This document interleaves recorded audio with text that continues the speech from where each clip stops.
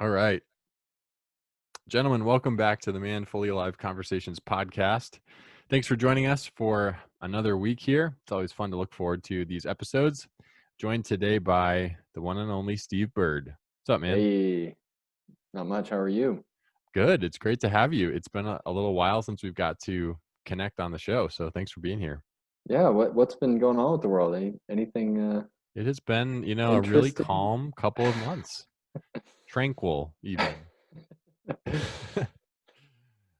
This is great because we're talking about fatherhood today, and if you follow us on social media, you know that Steve was the world's best dad. So Who honored. better? Who better to talk to dive into this subject? That's right. Okay, so fun question. Since I'm gonna hijack the fun questions this week, since we're going thematic on Father's Day. So I want to ask you, Steve, what's the like coolest dad gadget that you have? Like just or like a dad Mm. thing that you own? Oh, that's a good one. That's a good one. Um, I feel like it's got to be a tool, right? Like some sort of tool. That's kinda how I'm feeling, but I don't know. I'm racking my brain for my own answer as we go. Dad gadget. Oh, man. Um, I would say the best tool that I get the most use out of is called a five-way.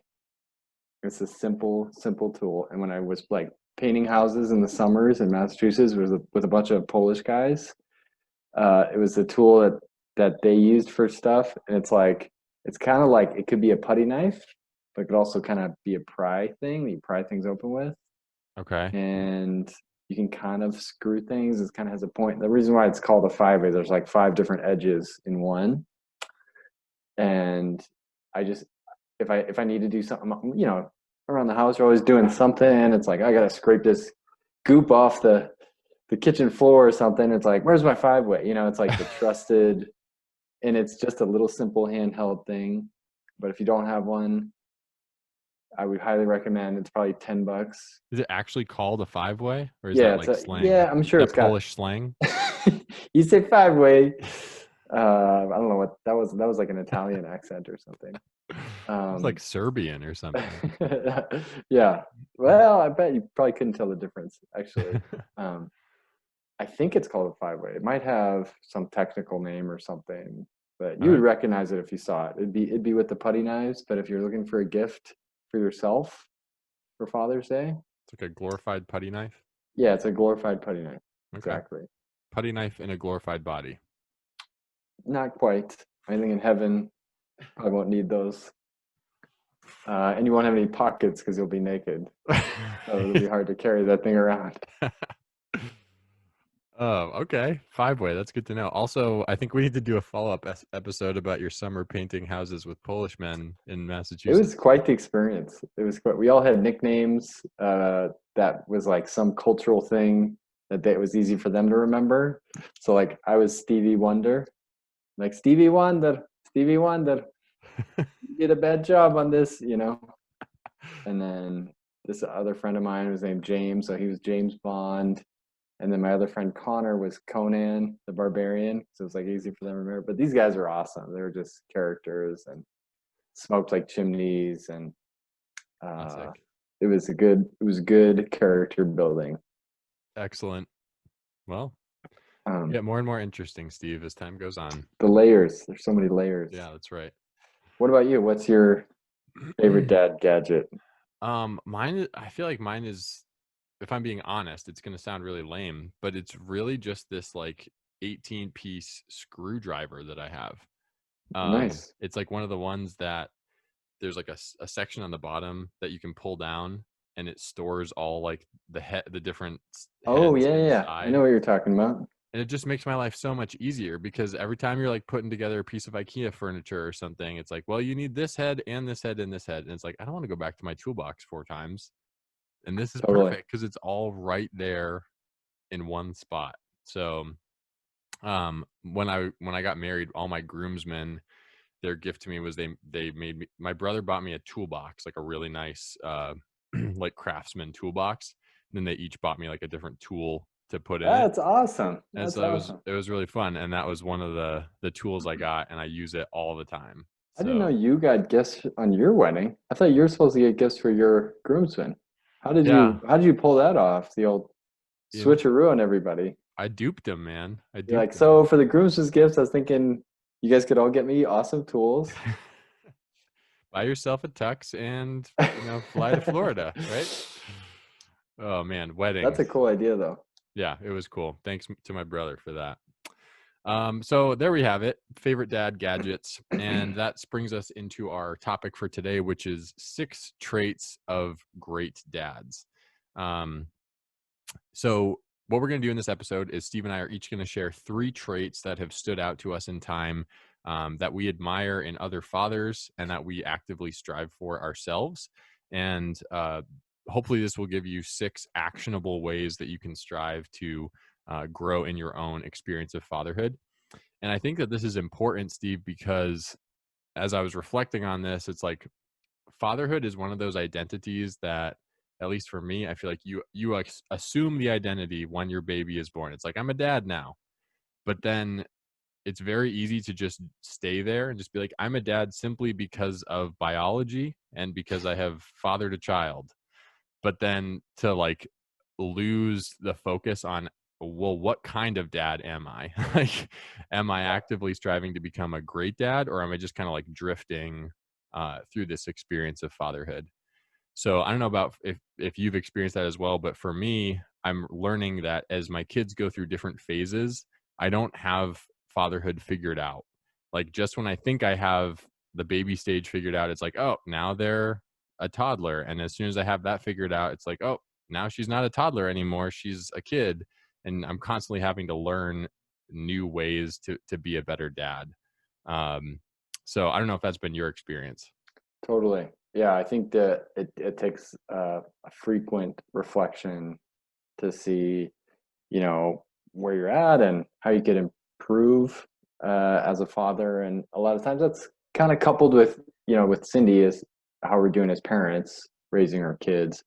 But there's obviously aspects that are particular to the father, that we want to really reflect on and see if we're putting into practice.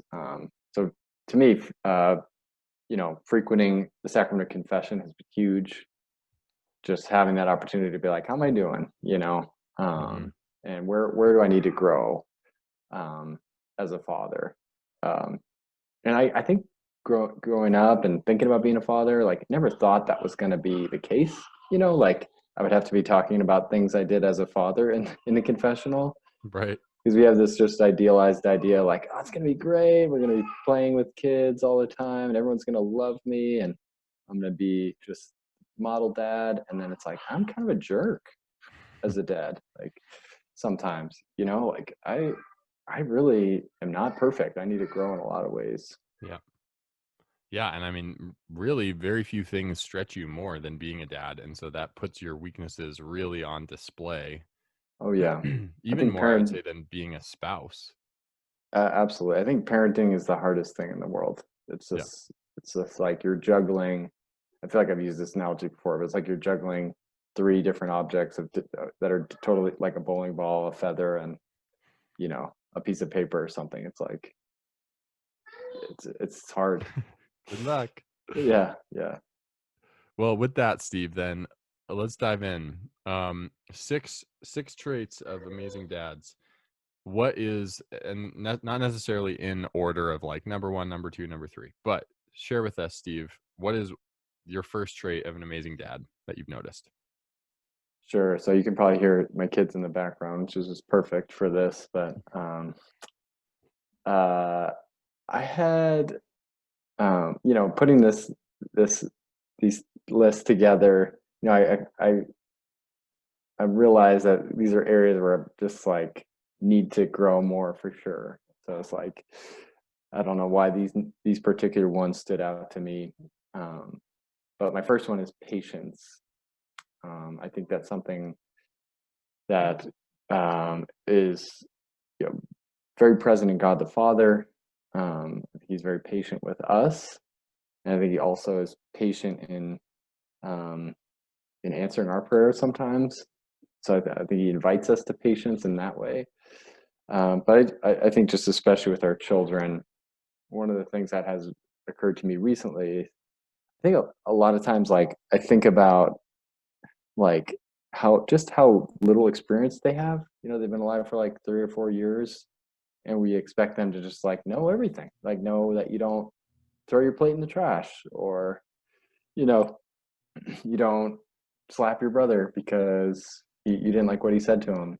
Um, and so that's been something I think that's been on my mind a lot recently, is like they don't know, they're kids, you know, and to think that they should know the things that I know is just crazy. So even simple things like doing things the right way, or allowing them to make mistakes and not be like, you're Hmm. doing it wrong, is just something that has been on my mind. Like I said, I need to grow in and just allow them to make mistakes and just be patient, not expect them to be perfect. Is that, would you say, the area of patience that you are most like striving to grow in is how they perform tasks, that it's like, no, it's not, you don't do it like that. I'm bad at that. It's like, hey, you want to help? Like, we just put this bunk bed together. And it's like they're just trying, screwing the little IKEA thing in. It's just like fumbling. And I have to resist the urge back. Let me just do it. I'll do it. It'll take 2 seconds, you know? Um, but recognizing that has been helpful. Like, Mhm. I'm going to let him take 5 minutes to screw this thing in, Yeah. um, or fold the clothes and do a terrible job folding the clothes, or what have you. Yeah, that is one area, but also just behavioral stuff too. I Like, think that's tough because it takes so much longer to do tasks that way than to just yeah, do yeah, it yourself. yeah, and I think that's part of that realization. It's like, why am I always in such a hurry?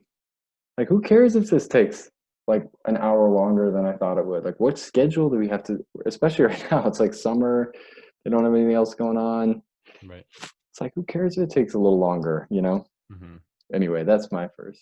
Nice. I like that. I like that you mentioned God the Father too as like the source of that, because, and confession, because confession reminds us of how patient God is with us, Mm, and that he repeatedly, no matter how often we squander what we have, he just is like, just come back, just welcome, let's try again, yeah, and he's not flustered by our sin. He just like yes, welcomes us back in, which I love. yes. Your first one goes really well into my first one, actually. Um, I have that great fathers are first great mentors. Oh, I like Um, that. and what I admire about a lot of dads is when they are just like excellent teachers to their children. And they take an active role in that. I kind of think about like the apprentice idea. Like they Mm, really take their kids under their wings and they teach them how to do things in life, and that covers a wide variety of things. Obviously, it covers handing on our faith, covers, sharing the gospel with them in an active way, and mentoring them as a disciple. Like, what a cool opportunity that you don't get to do in the same way with any other human being, um, than to show them that intimate form of God's love. But also like practical skills of just showing them how to do dishes and how to fold laundry, like you're saying, and those kinds of things. And I think it takes patience to be a great mentor.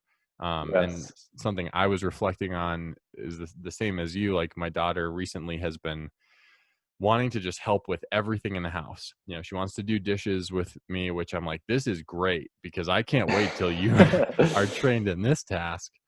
But in the process, she makes a total mess of the house and gets water everywhere. And I feel like to be a great mentor, I need to be willing to like let her make mistakes, like you were Yes, saying, yes, um, but really want to encourage her to experience those things and know that she's not going to do them perfectly.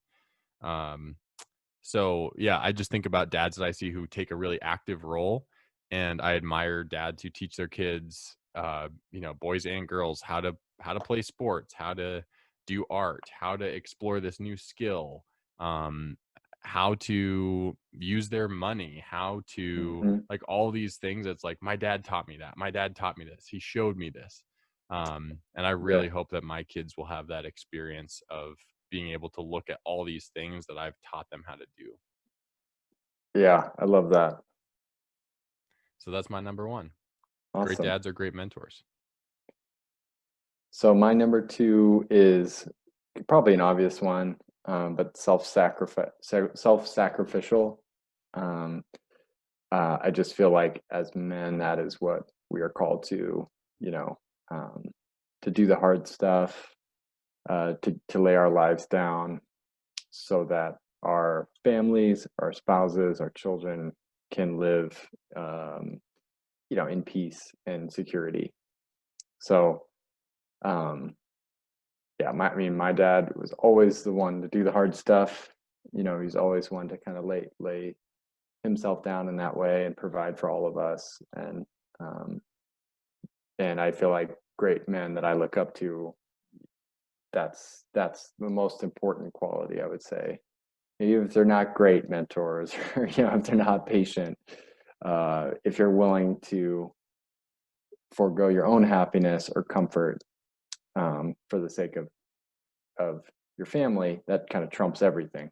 Right. Um, Yeah, I agree. How do you, Steve? I feel like something I struggle with in that is I will persist through that. And sometimes I like run out of steam, or I feel mm. unappreciated, or I feel like my sacrifices are unnoticed or ineffective, or it's like, why the heck am I doing this?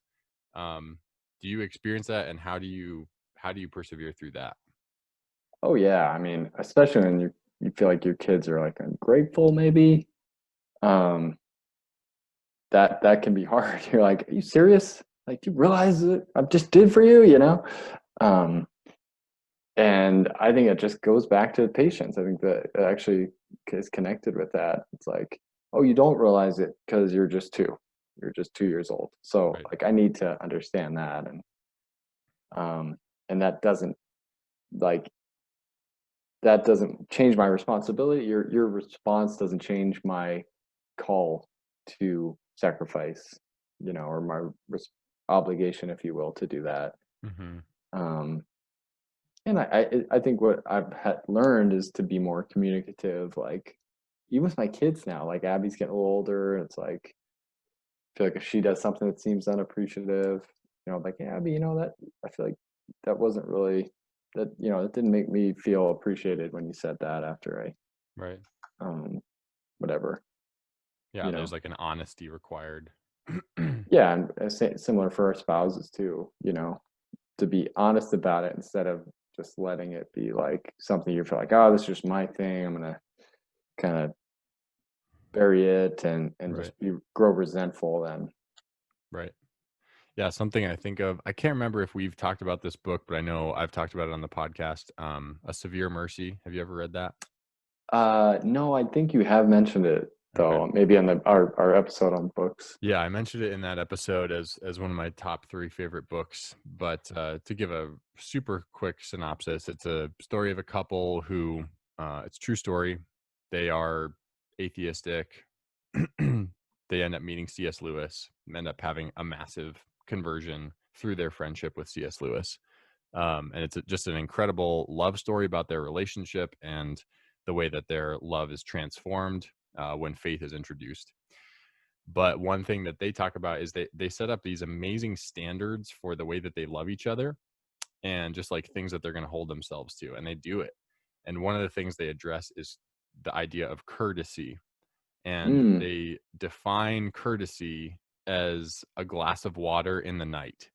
And basically they mm, say to each other that like it's the idea that in the middle of the night, if I wake up and I'm thirsty, like I'll ask you if you would go get me water. mm, And that's like what it means to be courteous and to really sacrifice for each other. And that it's actually like better for them to ask the other to do that than for them to just go get it themselves, because in some way it invites them to participate in love. And I was like, wow, that's amazing. I hope people don't do that to me though. Um, but thinking about that as a dad, it's like going into the baby's room for the fourth time tonight, Mm-hmm. Mm-hmm. or like blurry vision walking in at 5 a.m. to be like, this is where the day starts. Oh Uh, yeah. Yeah. like that's what courtesy looks like, and that's so important as dad. Yeah. And I mean, we're human. We can begrudge those moments and be like, oh my gosh, we feel sorry for ourselves. And um, but I think the more we're aware of that, and again, honest with ourselves through self-reflection, I think we can grow in not seeing those moments as burdens, but Right. opportunities for love and self-sacrifice. Excellent.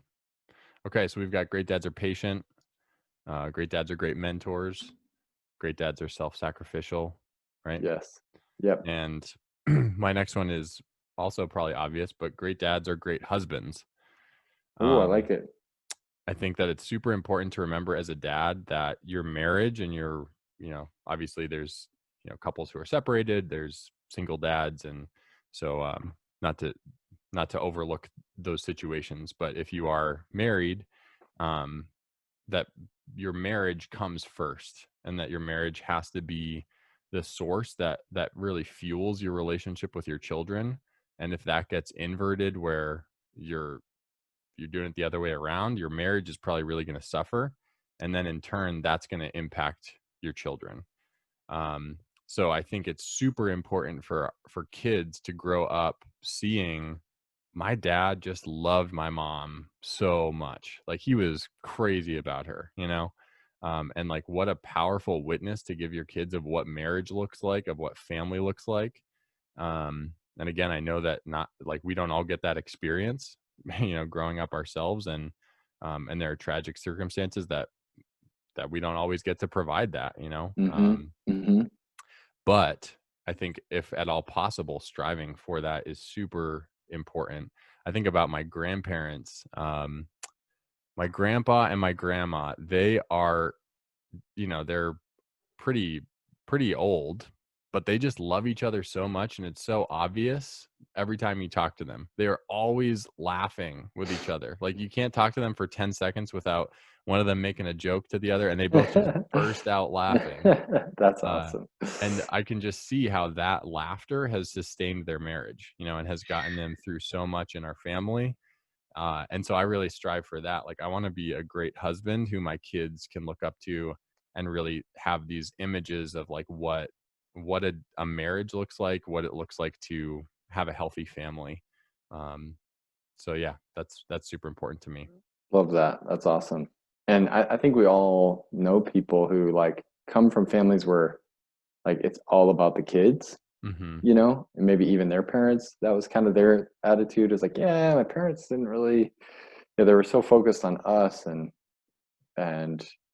making sure we had everything.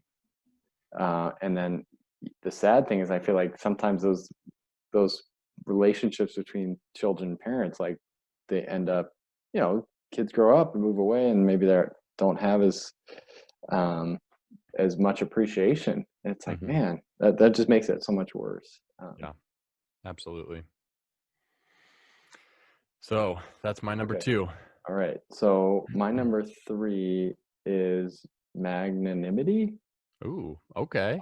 I think it's the right word. Yeah. Um, and didn't we do an episode about this? Hmm. Because it's not just like being forgiving, right? It's like being great souled, Right. right? So almost being like, I feel like it has the connotation of just like living life to the fullest, kind of in a good way. Hmm. Is that right? Yeah. So magnanimity is like the virtue that calls us to pursue greatness in life. Yes. Yes.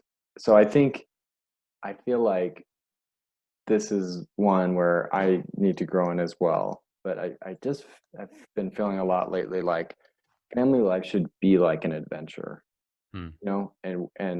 and fathers should challenge families to be adventurous Mhm. instead of like always worried about what's going to happen and stressed and anxious about everything. I feel like that just feeds into your family culture and spirit, um, and I think that to counter that, just this this reckless abandon almost and trust in the Lord's providence Mm. is so uplifting and freeing. Um, that really starts with the father. I just watched the movie Apocalypto again recently because it was on like Amazon Prime. Have you seen that? I haven't. It's pretty brutal. Um, but there's this awesome scene early on where um, the um, the main character, his tribe is being overrun by these other native people from what kind of a you find out later they're kind of part of the Aztec or Mayan empire, and they've come in to capture all the men and some women in the little village for their tribe.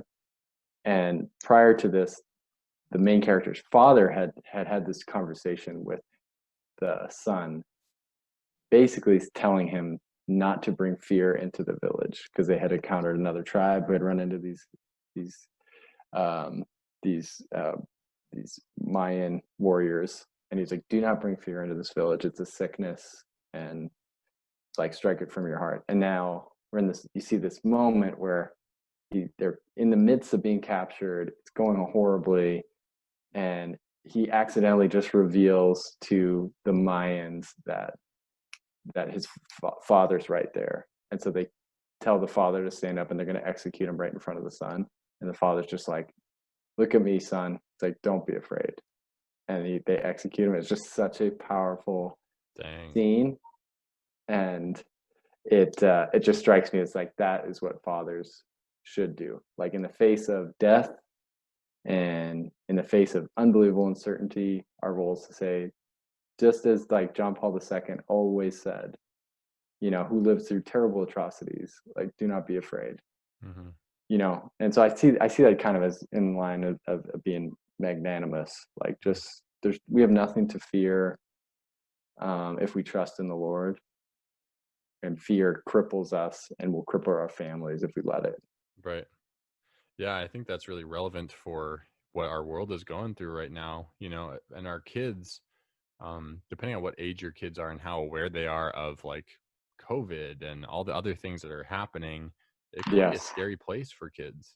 Why am I not able to see my friends? Why am I not able to hug my cousin? Like those things. It's like, what's wrong? But being able to assure your child that not to give into fear.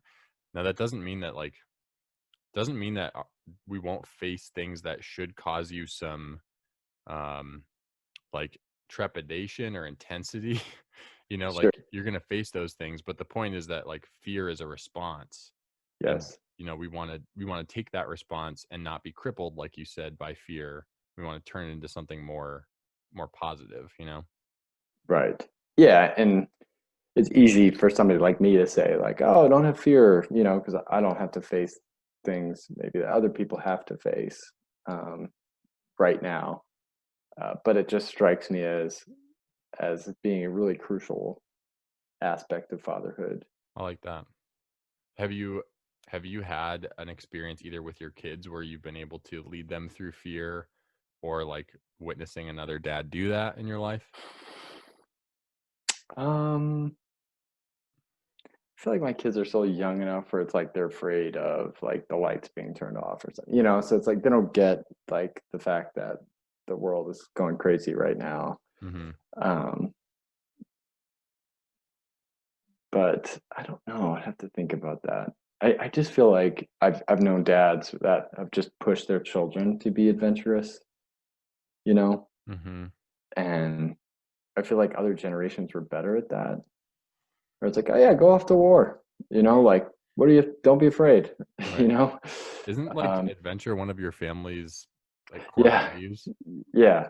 I don't know how good a job we're doing of it, um, but yeah, I guess yeah. I think that goes back to the same thing. I could just feel like we shouldn't just be all worried about our well-being all the time because what Mhm. if something happens? Like Right. life is we're maybe called to so much more than living that kind of a life. Right. I like that.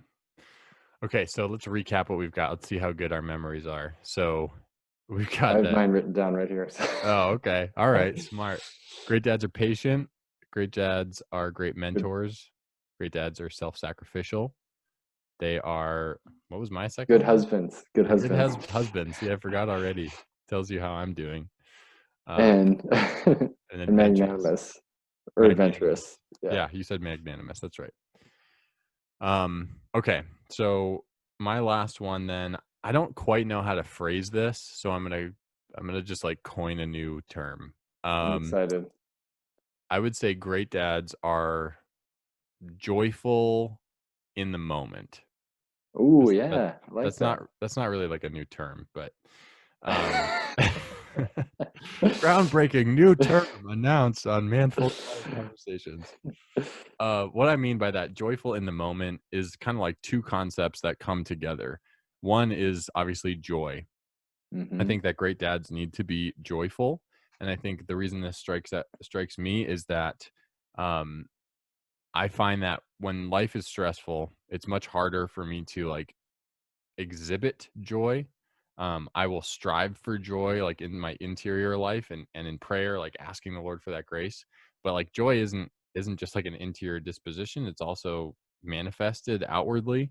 Hmm. And I think that's so important for our kids to see that like life is good and that life is enjoyable, and it like that we invite them into that joy, in the same way that the Lord does for us, right? Like, I've told you these things that my joy may be in you and that your joy may be full. I feel Mm, like that should be the anthem of dads, like that this joy can just like overflow to you so that you can have such a full life of joy. Like, what more do we want for our kids? So I think that's the first part, joyful, but in the present moment. I think there is so many distractions today offered to us that my mind can be so many other places than with my family.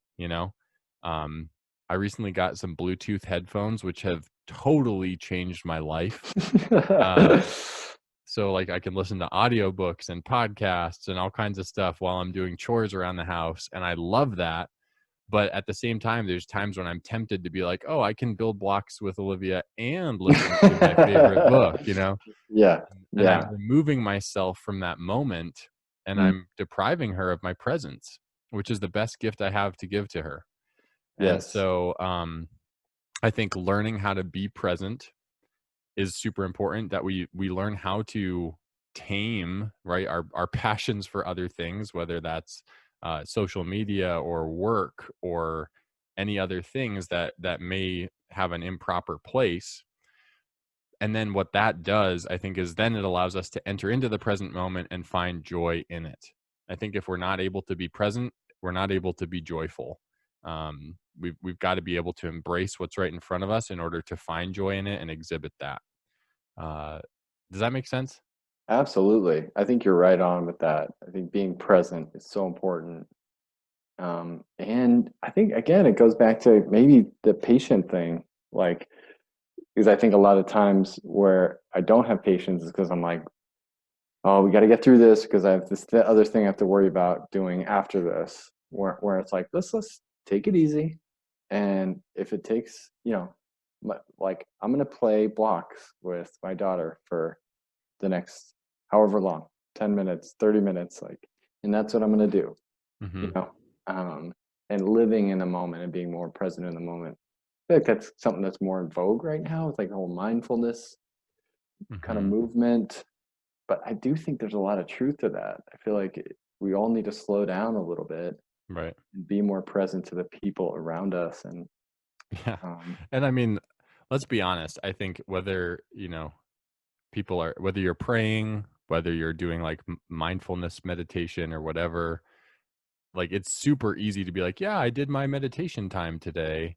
But then mm, like 15 minutes later to be like, but that's over. Now I'm yeah, like, now I got stuff to do. I gotta get moving. exactly. Yeah, So I think it's really easy to just forget about that as soon as it's over. yeah. It's Um, almost has to be a constant in the back of your mind. Like this is the always live in the moment and appreciate the moment right. as a gift. There's a quote from Saint Jose Maria Escriva, and he is quoting this like poet, but the line says, it is better to do things well than to do them. And that we've kind of like lost an appreciation for Mm, doing things well. And it's just like, mm, as long as I can get it done, it doesn't really matter, mm. um, you know, how it looks or how I got it done. I got it done. But there is something to say about like the time you spend with your kids, like do it well. Don't just be like, Mm. yeah, we were in the same space, but like, were you present to them? Were you invested? Were you actively listening? Were you, and we can't, I understand like it's mentally exhausting to do that all day long. Like everybody Yeah, needs a little break. You need some time where you're like, okay, you're going to play by yourself now. I've right, got to get stuff done. But the right. time that you are playing with them, like play with them. Um, Yes. and then when it's time to do something else, do something else. Yeah. And even like you're saying, even if you're not listening to a podcast or something, if you're distracted by some other thing you're anxious about or work, you're not going to be fully invested in that Yeah. moment. Yeah, totally. So there you have it. 6 traits of amazing dads. It's that simple. I'm glad we had different ones and we didn't overlap at all. I think Me too. you kind of cheated and got 2 in on your last one, but Yeah, I know. Sorry. you're like, so my last one is 3 parts. I think as an action call for our listeners, what we'll do in a moment is we'll recap them one more time in case you haven't memorized them.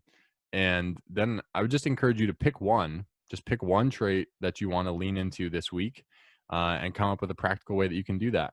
What And I'm does it going to look like? challenge you to do all of them because I don't think that's enough to just focus on one. Because Steve is a next level 10-year veteran dad. And I'm still a rookie, so I'm going to pick one. Okay, Steve, can you, since you wrote them down, can you recap our 6 and our listeners pick one that you want to work on? Okay. Patience, being a good mentor, being self-sacrificial, being a good husband, being magnanimous, and being joyful in the moment. Love it. That's it. That's a great list. That This is is a great very, list. this is a, what do I want to say?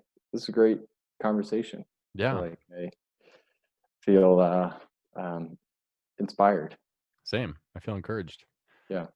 On that note, Steve, to you and to all of our listeners, happy Father's Day.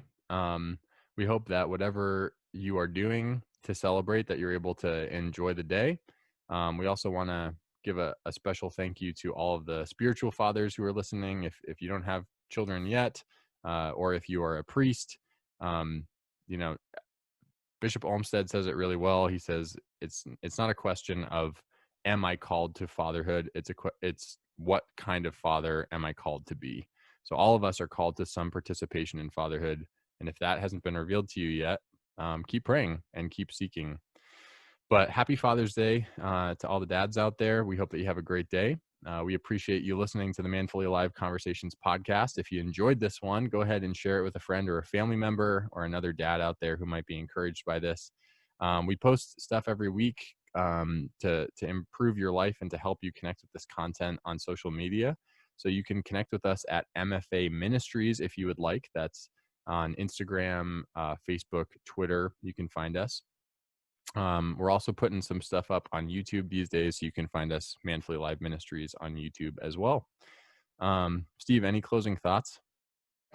No. I regret not having awesome dad jokes. I feel like that's always that's every dad should have some awesome, groan inducing jokes that the whole family will roll their eyes at. That's true. Do you have one? No, I feel like it's got to be kind of spur of the moment, Okay, too much pressure. like, no, I mean, like, yeah, not like set, like, oh, have you heard the one about, but like just awful puns, Right, that everybody just groans at. right. It is That's a part great of your dad role. quality. It comes with in the job description, actually. Right. Yeah. We'll do that on social media. We'll do a poll of best dad jokes and we'll share our favorites. So if you have a great dad joke, send it our way. Yes. Good idea. Excellent. Well, guys, thanks for listening. We'll be praying for you this week. Happy Father's Day, and we'll talk to you soon.